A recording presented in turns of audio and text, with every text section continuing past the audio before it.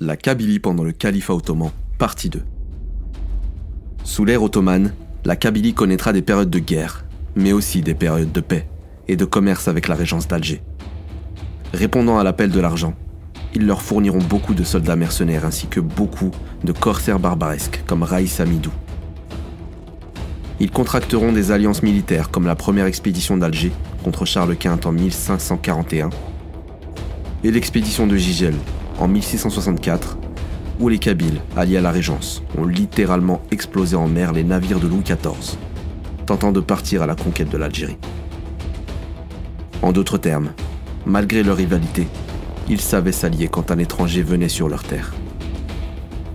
Le dernier exemple en date est l'expédition d'Alger par les Français en 1830. Le Dey Hussein envoya une lettre aux Kabyles pour les appeler à la guerre sainte. Salut sur tous les Kabyles et sur leurs notables et leurs marabouts. Sachez que les Français ont formé le dessein de débarquer et de s'emparer de la capitale de l'Algérie. Vous êtes renommés pour votre courage et votre dévouement à l'islam.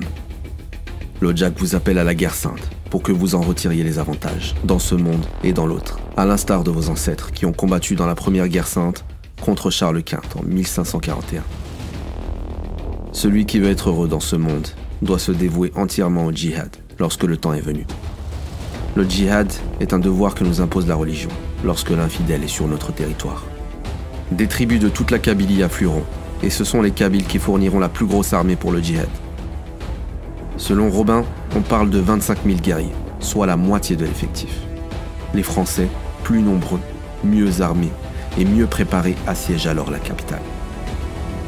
Le Dey Hussein capitula et donna les clés d'Alger aux Français.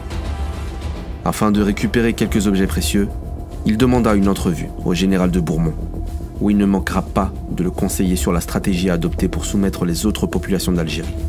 Voici ces mots. Pour ce qui est des Kabyles, ils n'ont jamais aimé les étrangers. Ils se détestent entre eux. Évitez une guerre générale contre cette population guerrière et nombreuse. Vous n'en tiriez aucun avantage. Adoptez à leur égard le plan constamment suivi par les Dey d'Alger.